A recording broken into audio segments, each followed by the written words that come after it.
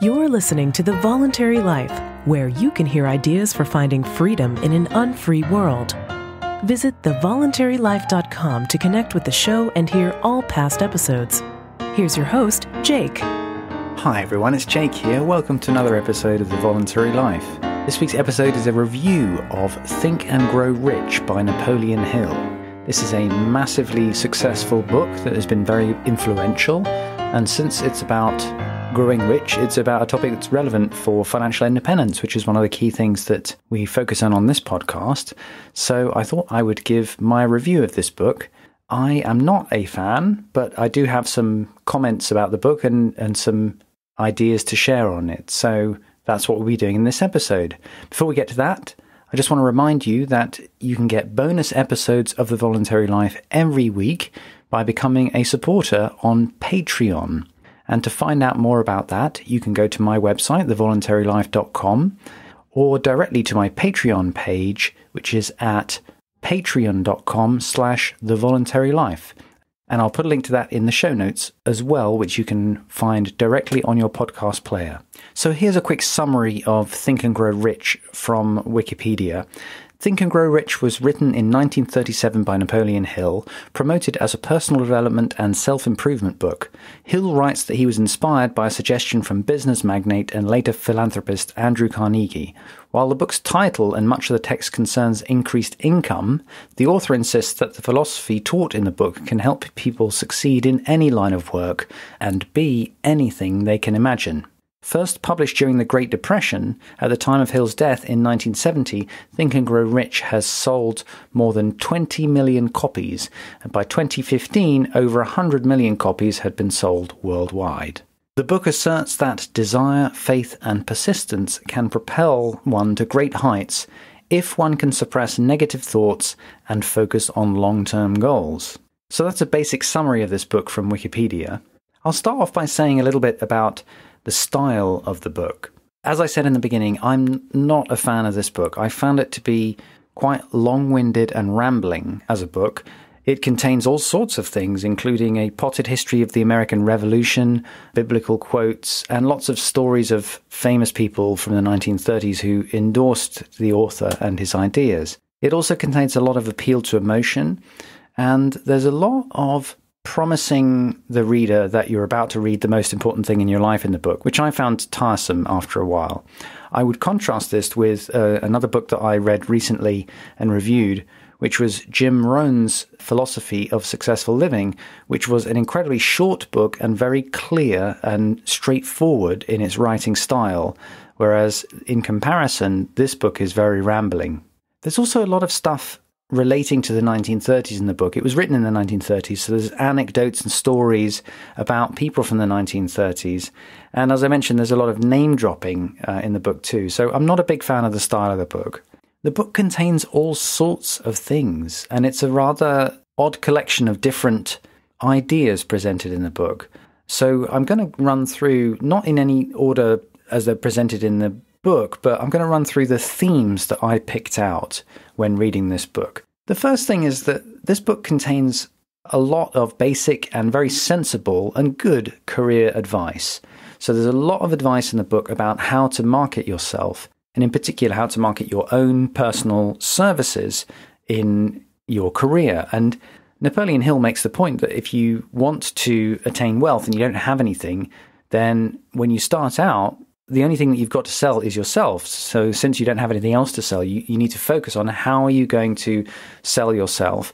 And so he has lots of very straightforward basic advice, like, for example, about putting together a good resume, or CV as we call it in the UK, and working on your personality and these kinds of things.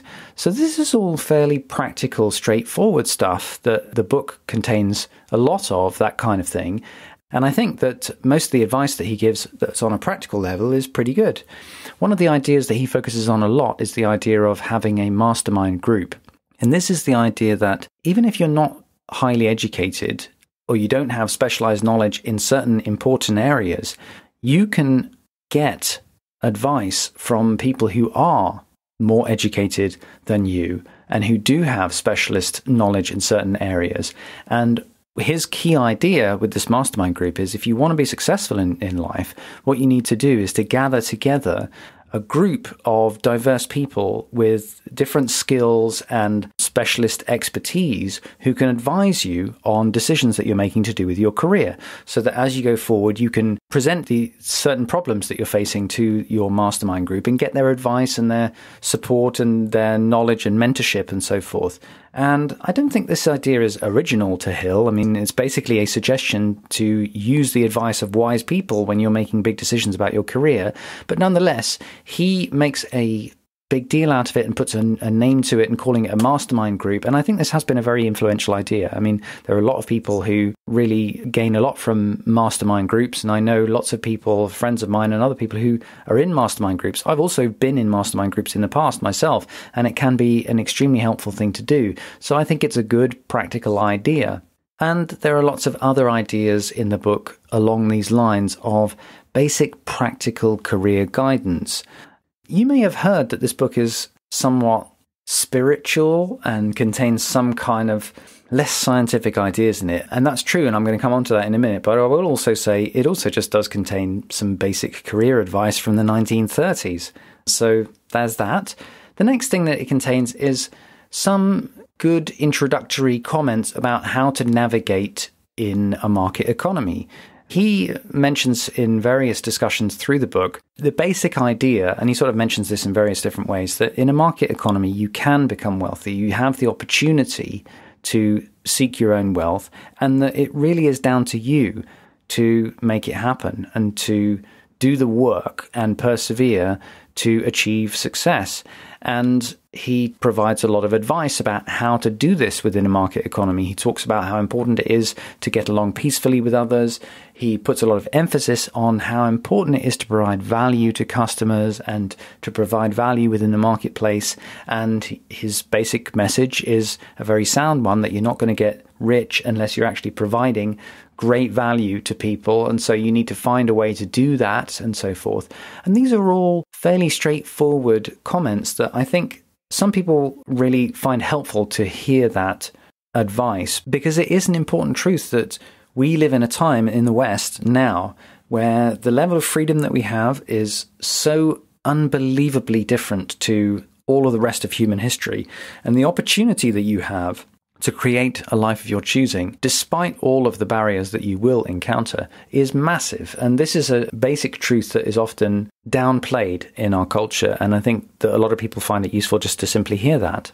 The book also contains a lot of discussion of useful psychological techniques. And two that I want to highlight are planning and goal setting is one of them, and visualization is the other.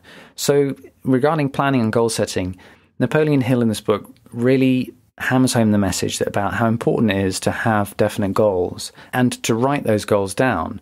And getting things out of your head, writing them down, and actually having a definite goal and writing down what you want is well established in sort of productivity writing as being a key aspect of getting things done.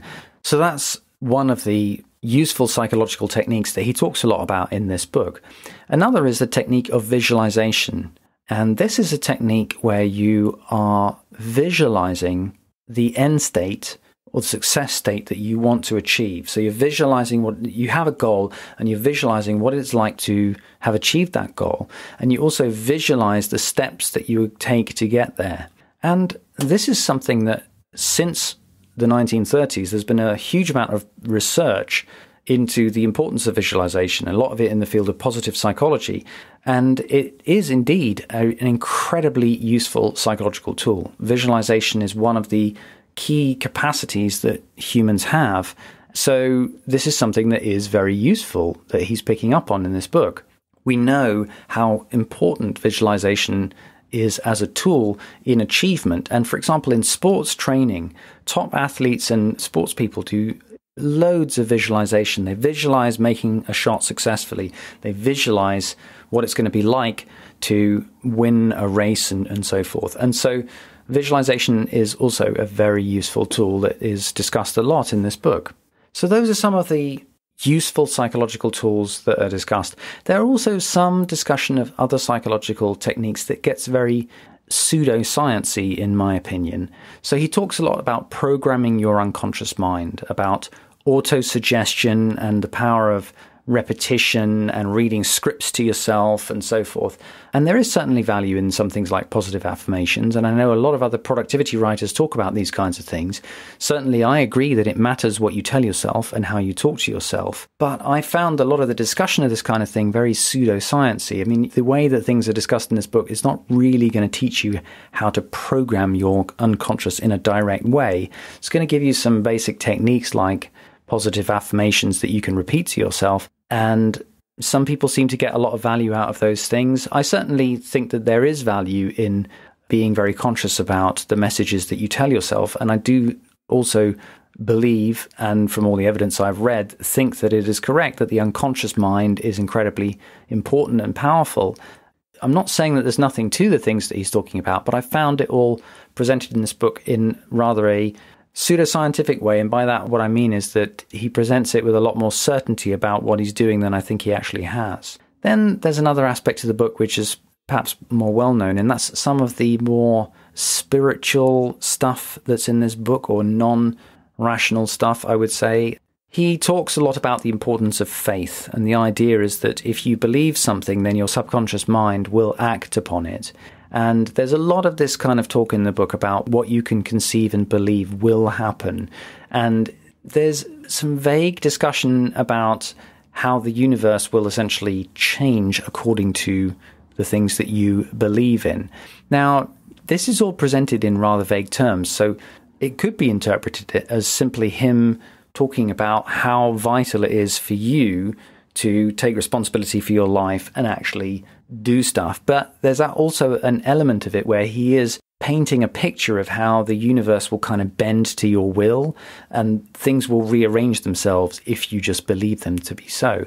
There's a story in the book about his deaf son, which I found to be an example of this kind of pseudo-religious or just generally spiritual thinking, which didn't make a lot of sense to me. Basically, his son was born deaf. And he told his son that this was actually an incredibly significant thing that was going to make him a great success, and that the universe would show him this if he only believed it, and so forth. And basically, much later in his son's life, they developed a hearing aid which gave his son the ability to hear. And his son went on to have a very successful career as a promoter of hearing aids. And Napoleon Hill seemed to suggest in the book that this was an example of the universe kind of fulfilling this prophecy that his son believed in. And to me, it just seemed like he was trying to give his son a sort of slightly more mystical take on a general Stoic message of making the best of your circumstances and really using the opportunities that you got in life. And then later on in his life, they invented hearing aids. So I didn't buy into a lot of the mystical side of this book. But it is a very important theme, and I think it's one of the things that some people really like about this book. I want to say a few words about Napoleon Hill himself. There's a lot of stuff online accusing him of being essentially a charlatan, and lots of stories about how he may have made up a lot of things. He talks a lot about how important it was in his own career to have had this great discussion with Andrew Carnegie, and that Andrew Carnegie was the one who told him to go and work out what makes successful people successful. Andrew Carnegie, of course, was one of the incredibly successful industrialists of the 19th century, and at the end of his life, Napoleon Hill supposedly met with him and was given this mission by Andrew Carnegie. The thing is, Napoleon Hill apparently only started talking about this after Carnegie was long dead, and there's no evidence that they ever actually met. And there's various other weird and wacky accusations online about Napoleon Hill. I have no idea what is true and what is not about him, and I don't know how much he was a charlatan or how much he lied about people he'd met and so forth. I don't know, and I don't really care enough to kind of get to the bottom of it all, but I will just let you know that there's a lot of stuff written about him. Now, he was also a very successful person, and sometimes successful people have detractors who write things about them, so I don't know. But there's a lot of discussion about how he may have been lying about a lot of the things that he did in his life and people he met and so forth. He's been very influential, and there's a book that came out I think in the 90s or sometime around then, called The Secret, which as far as I understand is pretty much Think and Grow Rich updated. I don't know to what extent the people who wrote that book had any relationship with Napoleon Hill's estate or his foundation. There's a whole foundation for him now. But from what I understand, The Secret is pretty much using the ideas of Napoleon Hill. And The Secret really focuses on the mystical side of things. And that was definitely present in Think and Grow Rich. But as far as I understand, I haven't read the book, but as far as I understand, The Secret is kind of really a restatement of that idea in a newer book. My conclusions about this book are that he is picking up on important themes. I agree that your thoughts, beliefs, and attitudes really matter in life, and that you can change your life, especially in a market-based system where you have the freedom to do so. And so I really appreciate the practical advice that in the book that is, I think, okay, and the general focus on personal responsibility and his overall message about how you can create wealth for yourself by providing value to others. I think all of that is fine. I don't appreciate the mystical side of the book. I found it very vague, but I also just didn't find it helpful. Perhaps some people need to feel that they are being let in on a mystical secret in order to make use of these basic ideas.